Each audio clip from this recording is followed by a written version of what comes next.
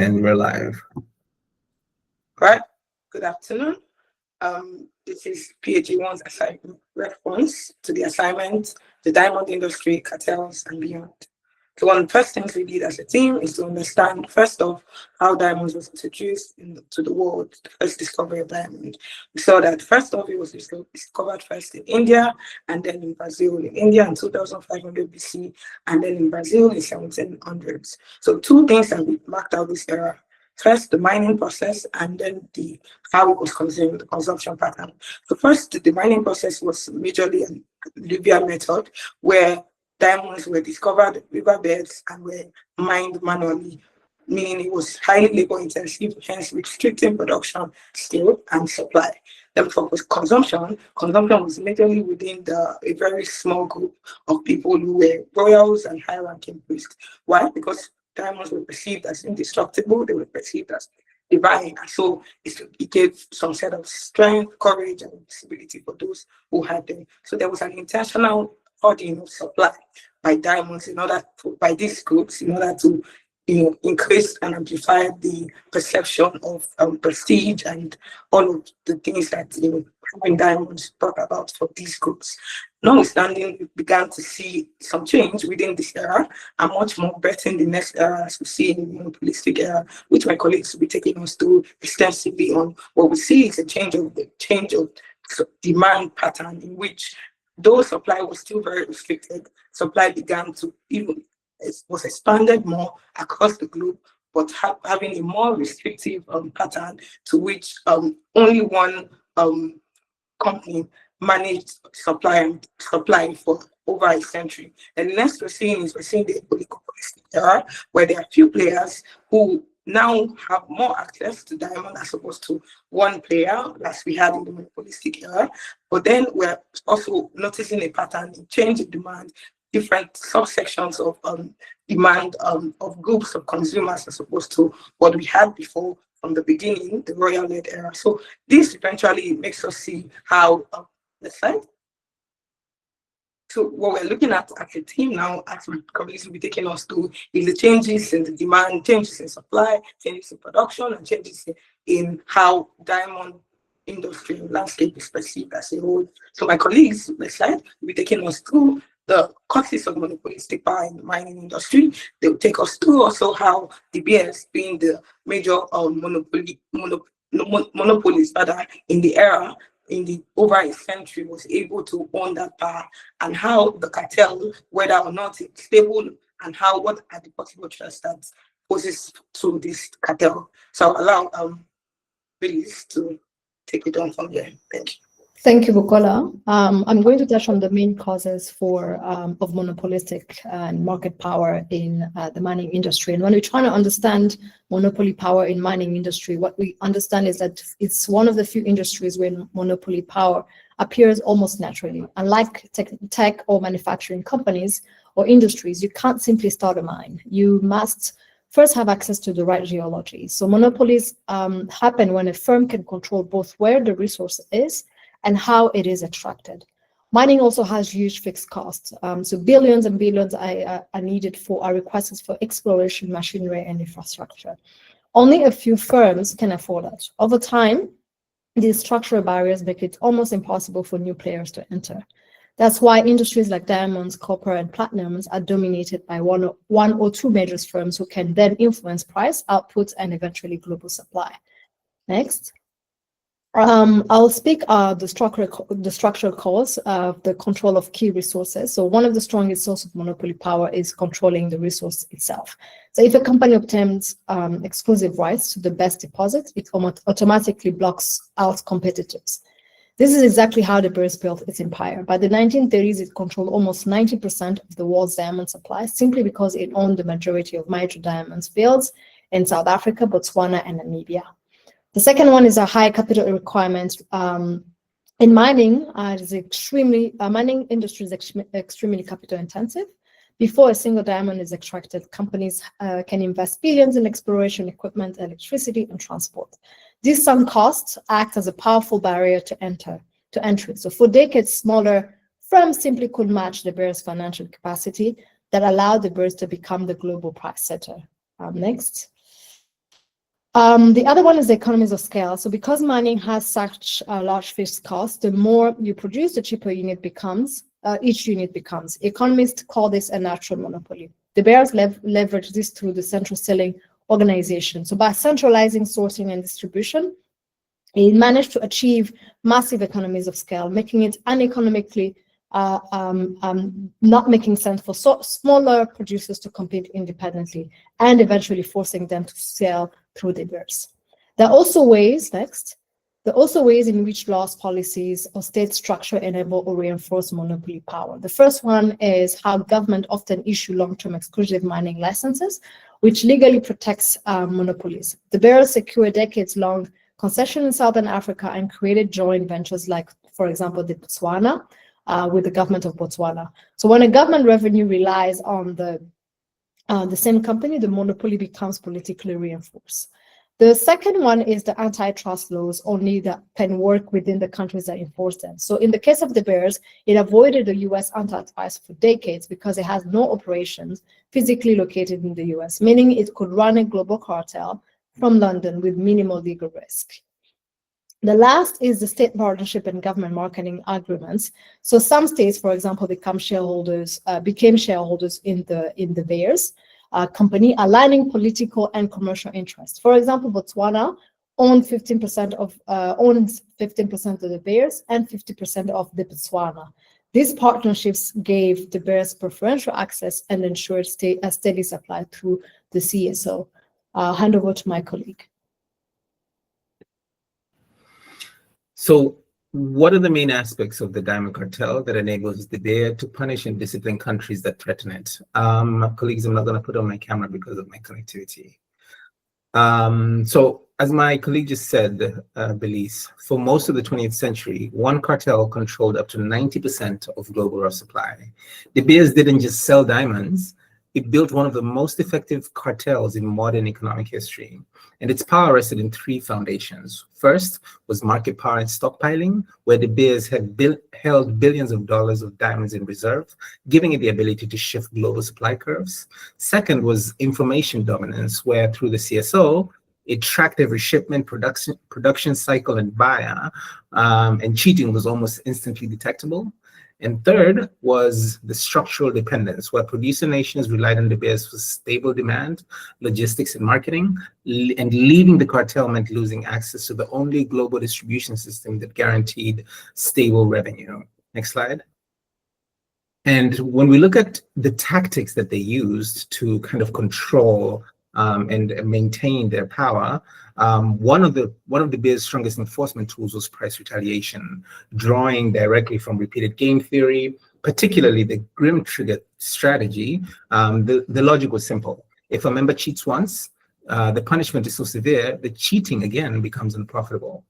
Whenever a producer bypassed the CSO, the Bears flooded the market with identical stones, collapsing global prices. And for instance, we see this with Zaire in the early 80s, where after selling outside the CSO, De Beers released over $300 million worth of similar stones, causing a 40% drop in world prices. And Zaire's independence became financially impossible within months. The same tactic was also used to discipline Angola during the war, as well as Russia's independent auctions. Next slide. Another tactic that they used beyond price wars, De Beers leveraged control over the global distribution system as a second form of punishment. And what does this mean? The CSO wasn't just a buyer, it was the global marketplace. So being cut off meant losing legitimacy, losing access to premium buyers, as well as the ability to sell at stable prices. And this taps directly into barriers to entry as well as network effects, where the value of staying in the system increases as more participants relied on it. And outside the network, the producers were isolated and forced into heavy discounted sales. Angola and Sierra Leone saw this during the conflict diamond era, where buyers refused to purchase stones outside of the CSO. And Zimbabwe also faced similar pressure in the late 2000s. In every case, exclusion from the CSO instantly reduced demand and collapsed prices. So why did this system remain stable for nearly a century? Three reasons. One, credible punishment capacity. De Beers had the stockpiles and financial strength to sustain long price wars. Two, information dominance, meaning cheating was immediately visible and punishable. And last but not least, the structural dependency, where for many countries, De Beers was not an option. It was the entire global distribution and marketing ecosystem. And that sets up the next question perfectly. With all these mechanisms in place, how stable is this cartel today? Thank you, Alicia. Well, our argument is that the diamond cartel is fundamentally unstable and has effectively collapsed. The reason being that the structure shift is irreversible because of one, geographical diversification of supply, emergency of vertically integrated competitors, three, regulatory pressures, and the last one, changing cost structures that make the cartel coordination unsustainable. So the evidence is clear. De Beers has dropped from 80% to 29% market share over 25 years. They abandoned their buyer of last resort role in 1999, and their shift from supply-driven cartel to demand-driven branding business model cannot maintain artificial scarcity, can no longer maintain artificial scarcity with only their 29% market share. Now, the theory and argument for cartel to be stable, there are three arguments. One, there are three conditions. One is supply control. De Beers has failed with only 29% market share. Two is barriers to entry. De Beers has weakened due to new mines in areas like Russia, Australia, and Canada. And then three is the internal discipline. De Beers has collapsed because there's no formal cartel since the 2000s.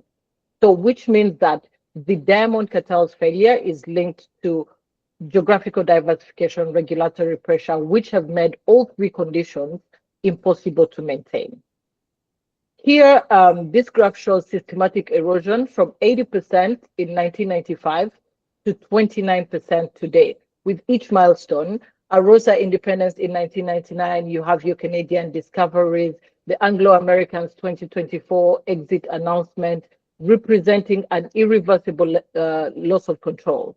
Even combined, De Beers and Arosa control only 54 to 63% of the market, while small artisanal miners permanently hold 25 to 34%, which is too fragmented for effective cartel coordination.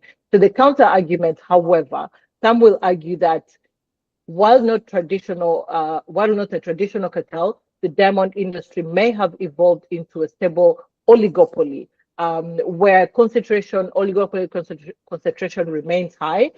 So that means that few large players can coordinate without explicit cartel. Barriers to entry still formidable. Few firms have resources for the expected level of scale of around $2 to $6 billion, and exceptional profitability of the best finds.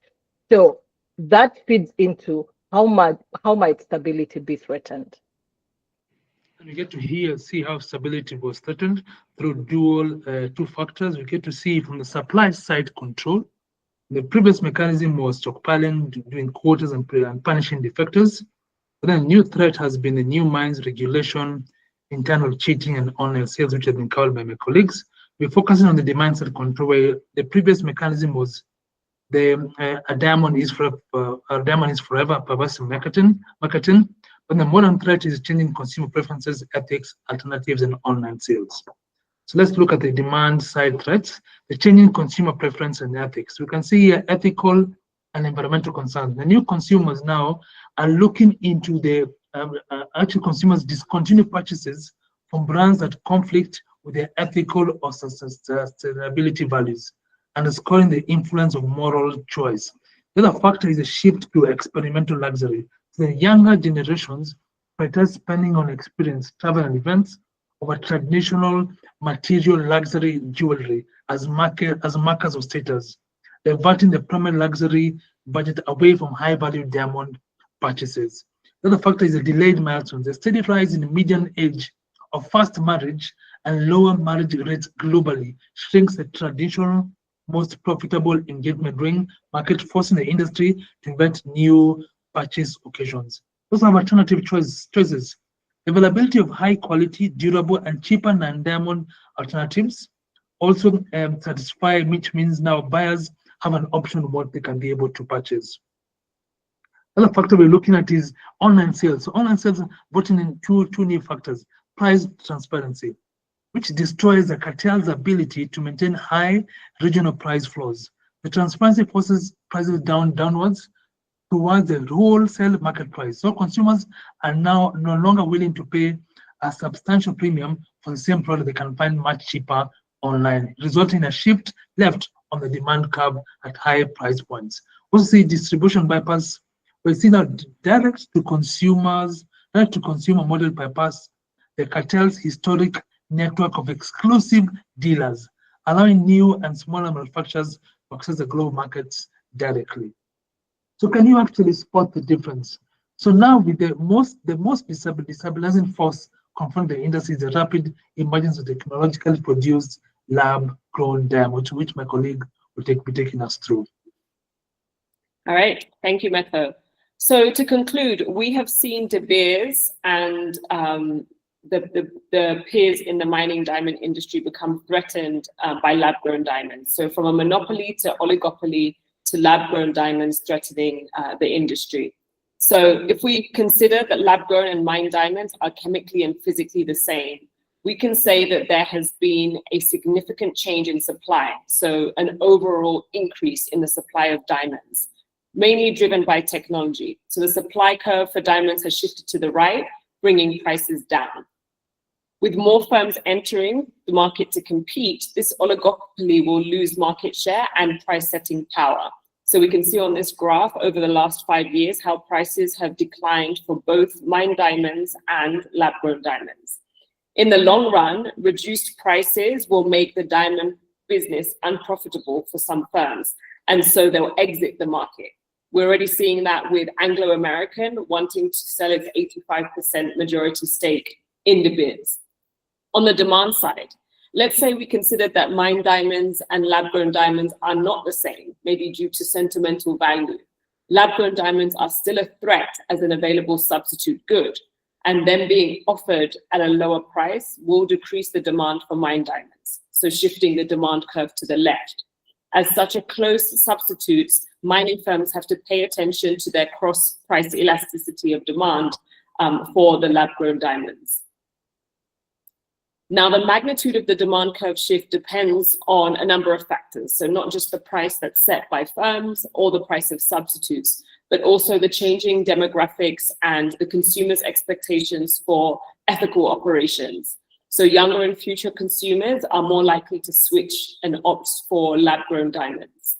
And on the other hand, the diamond mining industry has been long criticized for negative environmental impacts and labor exploitation. For example, we see Pandora, which is the world's largest jewelry maker, ditching mined diamonds in 2021.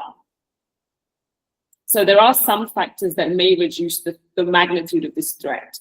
One is decades of effective advertising by the cartel. So we've seen that diamonds have been firmly positioned as a luxury good due to their marketing. And the luxury goods are often subject to irrational purchase behavior. Secondly, we see that the mining industry's recent efforts to improve ethical aspects could actually dilute one of lab-grown diamonds' biggest selling points. So there's been more information, improved information on the traceability of diamonds from the mine to the market, prevention of conflict diamonds entering the market, and also criticism around how environmentally friendly lab-grown diamonds actually are. If we consider the amount of power needed for the laboratory, if that energy source is dirty, then it could result in significant carbon pollution. So how might these diamond mining firms react to this threat? One way could be through aggressive marketing campaigns. So De Beers has an annual marketing budget of over $200 million, which firms in the fragmented lab-grown diamond market are unlikely to match. And they could use that budget to create the perception that lab-grown diamonds are not a perfect substitute. They may also want to highlight the transparency and ethical improvements that they've made in their industry. Two, they may decide to compete in the lab-grown market more aggressively. So continuing to undervalue lab-grown diamonds, or use their economies of scale to mass produce lab-grown diamonds, flood the market and drive prices down further, and also use their access to capital, if we have positive thinking, to invest in more environmentally sustainable labs that maybe would be powered by renewable energy and make their offering even more attractive to this new demographic and set a new standard that other smaller lab-grown diamond firms would not be able to match. Thank you.